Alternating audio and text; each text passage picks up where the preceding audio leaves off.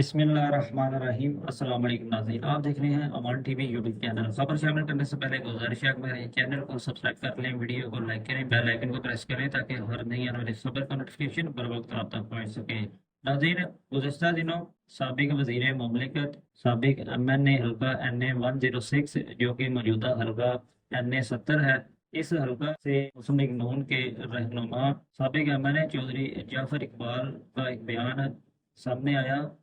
कुछ दिनों पहले एक इंटरव्यू में चौधरी जाफर इकबाल की जानिब से एक हमें बयान दिया गया। चौधरी जाफर इकबाल से सवाल किया गया कि गुजरात की सियासत में ख़ास तौर पर एक मौक़िफ़ डिवीजनल सदर का है, यानी कि साबिक MNA चौधरी आबिद रज़ा कोटला के हवाले से जो है सवाल किया गया।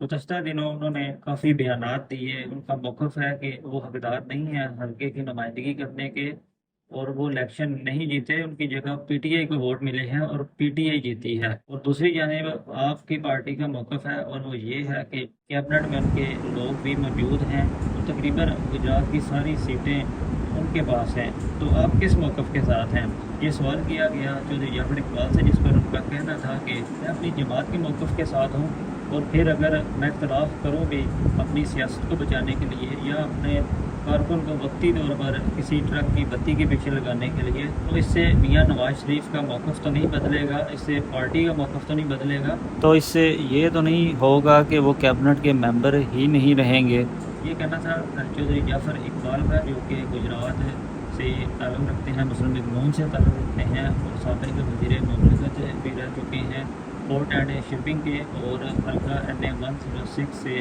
2013 के आम इंतखाबात में MNA मुंतखब हुए। तो ये उनका जो है वो मौक़िफ़ है इलेक्शन के हवाले से। 2024 आम इंतखाबात के हवाले से अपनी राय से कमेंट बॉक्स में हमें ज़रूर आगाह कीजिएगा। एक नई खबर के साथ दोबारा आपकी खिदमत में हाजिर होंगे। अगली वीडियो तक दीजिए इजाज़त। अल्लाह हाफिज़।